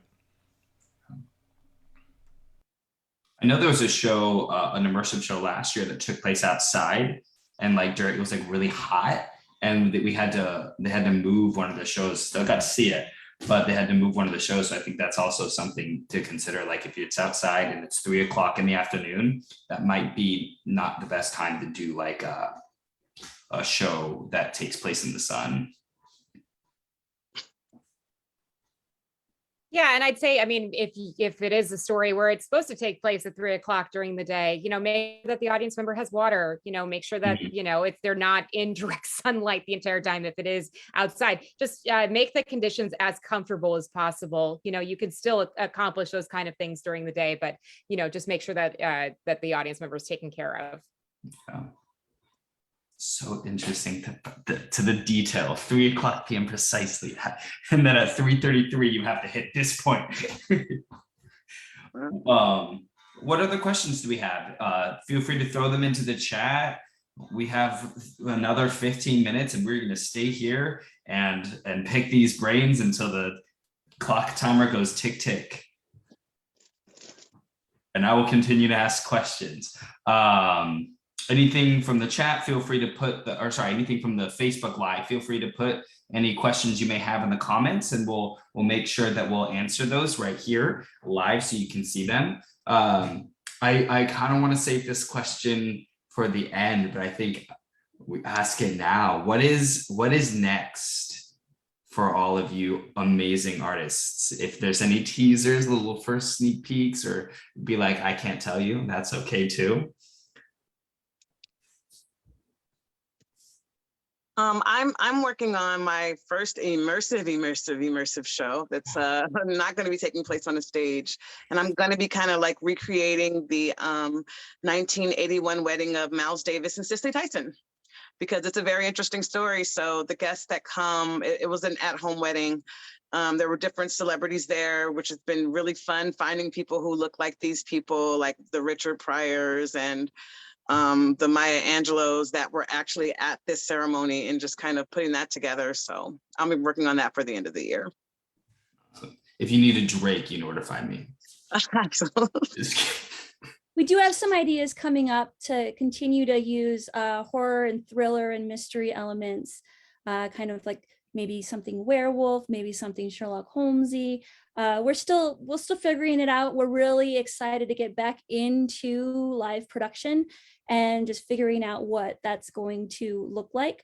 But stay tuned. Later this year, we'll have some stuff continuing on with what we've done so far with those like horror and thriller and mystery elements. A little bit of a darker hue to our shows.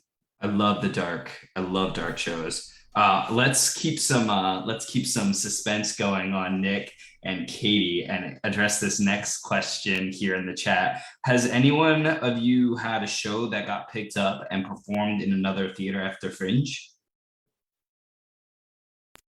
We did, I don't know if this counts, but we did remount the pod 6 months after Fringe, because we had, I mean, it was great. We had, it was a one-person show or one audience member show, so there were a lot of people that wanted to see it and weren't able to get tickets, so we had a big wait list after that, and we ended up remounting it in my garage, which we could do because it was it was a small show. So yeah, that was cool. We got an encore award that gave us the opportunity to have additional shows at Fringe, but we weren't able to get the cast together for that encore award, but we did get one for the Nothing Bad, the Werewolf Rock musical.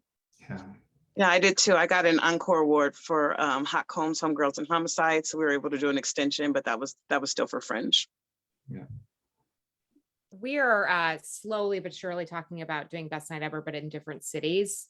So that's kind of a package that we're putting together, because we didn't want to totally recreate the show in Hollywood. We wanted to, do the show, but different, put the show in different worlds. So that's something that we're slowly but surely working on. Oh, dang. You know what, Katie, that would be like, I'm gonna go see it in Hollywood and then I'm gonna go do it again in Chicago. Like I would fly out to go have a different So funny you said that, because I'm literally in Chicago, and that's right now I'm in Chicago, and that's definitely a conversation we've had, and and not having the same characters, having different characters, having a completely different storyline that's just more appropriate to Chicago versus Hollywood. So that's something that we're kind of slowly but surely planting the seeds for. Very, very cool. I love that. I would say, just as a note too, is when you're doing your show, I would plan for, like, Ellen, correct me if I'm wrong, like the week after or the first 2 weeks after Fringe ends, there is those encore awards. So when you're getting your cast, see if you can try and be like, hey, there may be an opportunity to do it more. Will you be available during these frames? That way you can have days that your actors will be available, and you can let your venue know if you receive an encore, which encores are awesome. Your audience list is your after Fringe if they opt in, so you will have your list for future productions. Yeah, awesome. Lois is putting great stuff in the chat. Any more questions before we resume on to I guess, Katie, we just got what's next, but if there's any more. Kate Ryan says, how do you decide how many shows to run?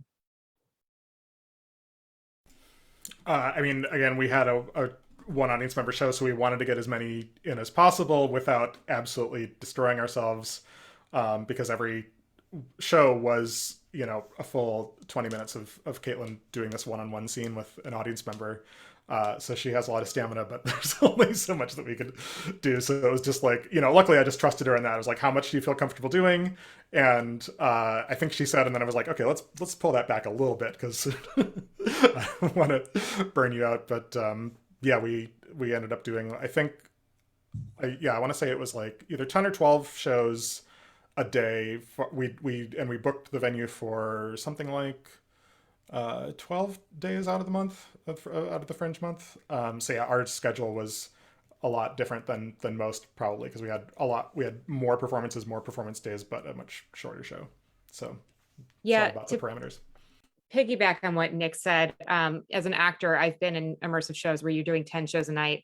And I mean, you're totally sober, but by the end, 8th show, you feel like your brain is on drugs. And I told myself when I'm as a creator, I am never going to do that to my cast. I just feel like for that, especially for the audience too, it's like by that 7th or 8th show, you're just not going to get as quality of a show as you would have if you came to the first couple shows.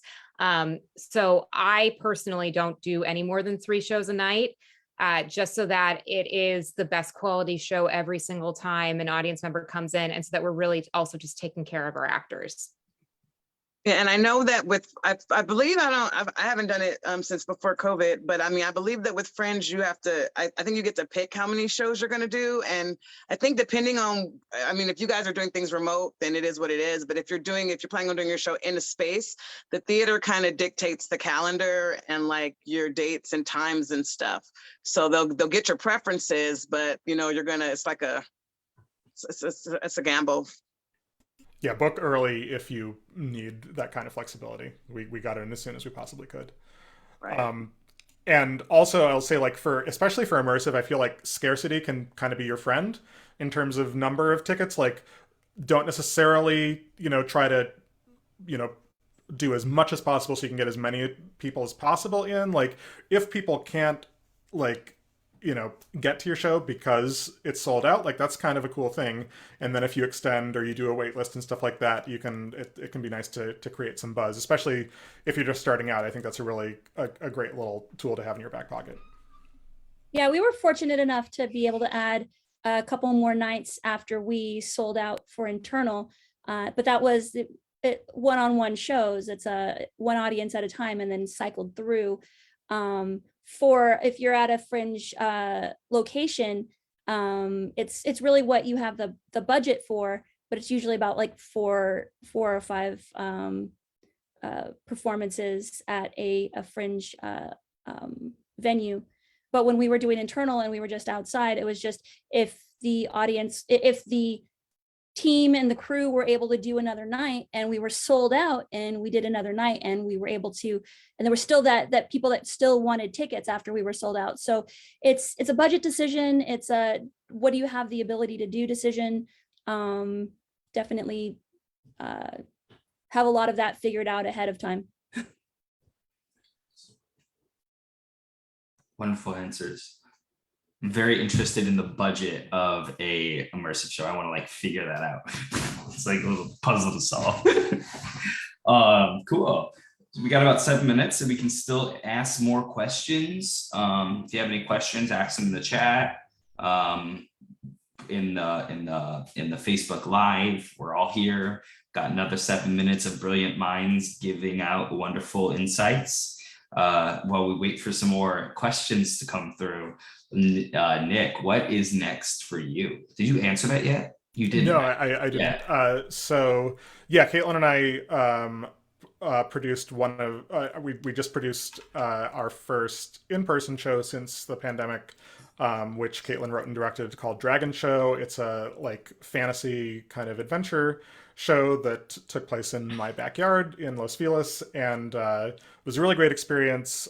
We want to remount that, so we're looking to do that a little bit later this year, probably with some adjustments, revisions, and stuff. But it's a really cool show. It is, it kind of combines like like fantasy lore. It's got original musical numbers. It's got a lot of different types of interaction, really great cast, and we used a lot of different designers to create these like really cool environments like, Dragon Cave, Fairy Meadow, stuff like that. So yeah, we're looking forward to do more of that. There are amazing elements to that show. I definitely recommend it. I'm glad that you're remounting it. I really am. Thank you. Yeah, Put me on your especially email given. list. I was just to say, especially given Nick's space, his imagination when it comes to creating spaces is just out of this world. Kevin, to go back on actually what you were saying about budget, another thing I would really encourage creators to do is reach out to brands, try to get sponsorships. During COVID, we did a lot of like alcohol tasting remote experiences where we immersed people in the world where that alcohol tasting would take place. And we were lucky to get sponsorships from wine companies, from whiskey companies, and it's just going to help you as far as, making profit after your show is over with and not, spending over budget. I would highly, highly recommend that people do that. During Best Night Ever, we got a VR company. So we ended up getting a trailer out of it and they gave us promotion as well. So, companies want that word out, and immersive is so hot right now. So, why not? You've nothing to lose by pitching to different brands and trying to get some help. Get Pepsi. Yeah. Everyone's walking around drinking a Pepsi. Sponsored by Cheetos. That's awesome. Really great advice, Katie. Thanks. Katie, so you have the Chicago thing. Is that kind of your main project right now? So my main project right now is actually I'm getting married. So I'm kind of focusing on putting my wedding together. But yes, slowly but surely, the team that did Best Night Ever, we're either going to do a sequel in LA or we're going to, try to do Best Night Ever again, but in different cities. So we're slowly but surely working on both of those concepts and seeing what ends up coming to fruition and what seems like it's working out more. But, we haven't done a live experience actually since Best Night Ever because of COVID. And, again, I talked about my anxiety pre-COVID, producing things. So we just kind of want to make sure that everything seems completely safe before we personally move forward with a live production. So yeah, hopefully that answers your question. Yeah, no, it does. I'm very excited for your wedding. Congratulations. Thanks. And then that Chicago thing, I'm here. I'm gonna fly to Chicago to see your show because that's interesting. And I have friends there. That's been my concern. Oh, I'm sorry. Oh, no, I was just going to say that I think that's been a concern of a lot of people who are doing live stuff, whether it's immersive or just regular. It's just like it's in person. So with COVID and spikes coming back, I feel like a lot of people have kind of been holding back because we don't know what these things are going to be from day to day. So I'm excited for this Fringe. And I like that you guys are kind of doing a mix of in-person and online things because we're still not out of the waters yet, unfortunately. Yeah, for sure. And I think definitely again, it goes back to it's most important that you and your cast and crew feel safe and comfortable. So feel free to do anything that you feel is necessary to make yourself, to make your show safe for you to do and everything. And, when we did Dragon Show, we were like, okay, we knew that we were one of the first in-person immersive shows to spring up in LA, and we wanted people to feel safe coming to it. We wanted our cast to feel safe in it, so we required everyone to be vaxxed, be boosted, wear KN95 or N95 masks during the show, and we really had no exceptions about that. So people we were doing this in-person show. It was still fairly intimate, but it really seemed like everyone felt very safe doing it, and that was great. I mean, it's not gonna. I know we were one of the first, but like Nina said, it's not really gonna get. It's not like it's suddenly getting easier or safer out there. So we'll probably be in this situation, back and forth for a while. Yeah.